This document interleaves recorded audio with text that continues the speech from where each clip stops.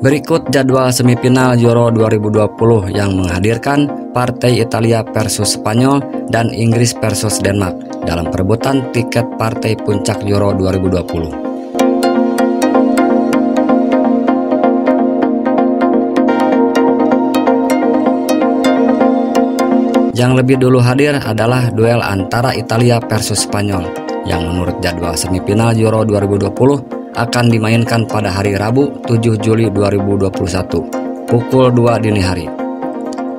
Dalam dua pertemuan terakhir di gelaran Piala Eropa, Spanyol dan Italia punya skor 1-1. Spanyol menang 4-0 di final 2012 dan Italia membalas di 16 besar Euro 2016 dengan kemenangan 2-0.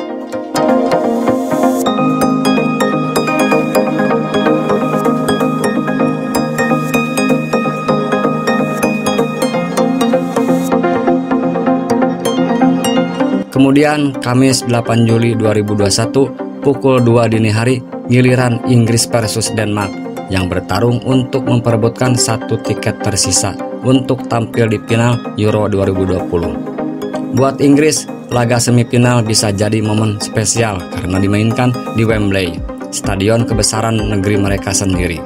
Akan kian luar biasa jika bisa sekaligus juara karena final pun dihelat di tempat yang sama.